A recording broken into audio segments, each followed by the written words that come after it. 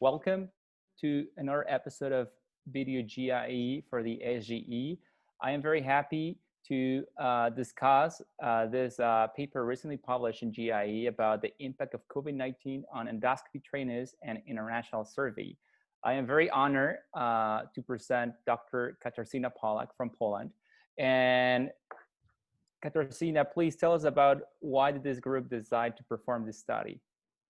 So we are the group of endoscopy educators and trainees at various centers worldwide who concerned about the impact of COVID-19 pandemic on endoscopy education. And we aim to describe the impact on the pandemic on various aspects of endoscopy training, including impact on training endoscopists. Great.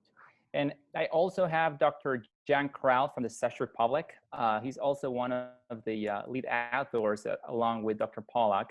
And Jan, would you mind telling us about, what was the study methodology like, please? Yes, sure.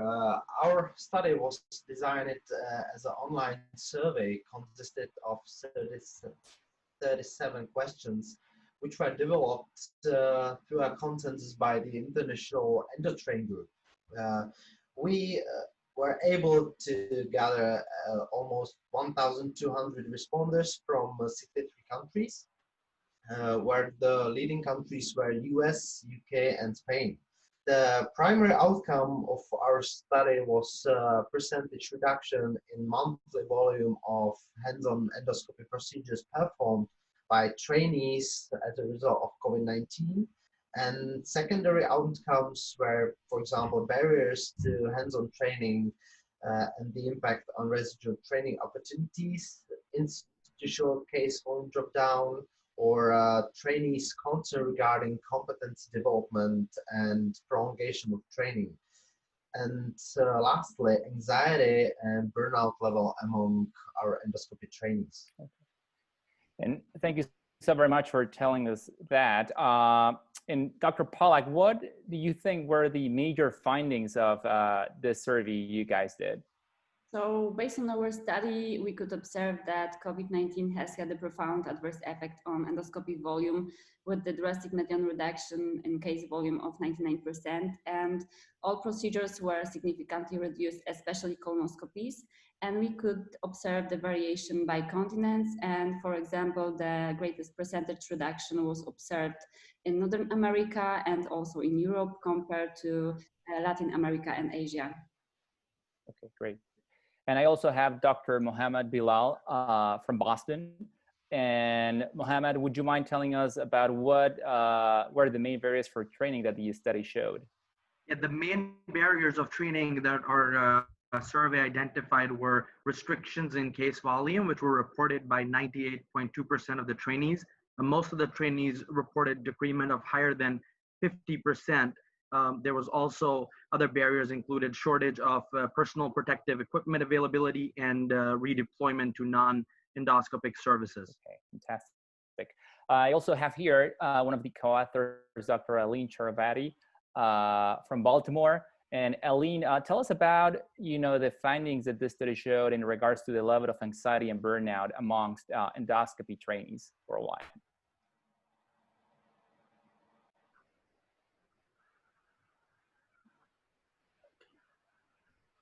Sorry about that, guys. It was very important for us to assess the impact of the endemic on the emotional wellness of the trainees. And what we found is that up to 80% of trainees reported an increase in anxiety, mainly related to getting sick with COVID. Also, 90% had concerns about acquiring the needed competency during their training and possibly needing a prolongation of their training. And overall, up to 20% met criteria for burnout. So these numbers are really important to keep in mind when institutions are looking at how they can support their trainees during this pandemic. Great, fantastic.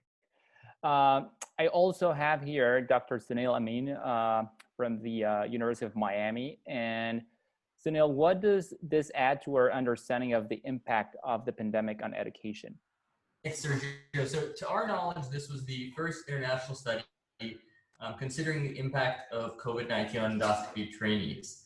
Although we all suspected that there would be a reduction in endoscopy case volume, the impact of training in a broader sense hadn't previously been presented. For example, we discussed the mental, physical, and emotional aspects of the pandemic on endoscopy training, which I think is particularly important. Great. And amongst this group of authors, we have program directors and we have excellent educators worldwide. And I would like to ask some of the authors here, what do you guys recommend to residency and fellowship program directors and education leads of specialty societies to improve endoscopy education as the pandemic continues? So I also have here Dr. Al-Mutaz, and Al-Hashim, would you mind telling us a little bit about your experience during with this study, please? Certainly. It just two things. It shows that this global pandemic was global. Certainly, it affected us even in Saudi Arabia and every part of the world. And in the training programs should recognize that the minimum procedural number might not be achieved, and we should aim to instead assess performance based upon evidence-based competency assessment rubrics, other than the ones that's available now. Great. And I also have Dr. Samir Gruber from the University of Toronto. And Samir, would you mind telling us about how can this study shift how we've been doing and educating trainees? Sure, Sergio. So, and my take on it is that we should shift towards maximizing the gains as much as possible from evidence-based training interventions that do not necessarily involve patients directly. So things like simulation-based training, distance education, there's a significant amount of evidence that exists substantiating both of those training modalities as being useful with respect to clinical performance of endoscopy. In addition, there's a number of other hands-off training interventions, including webinars and open access social media education.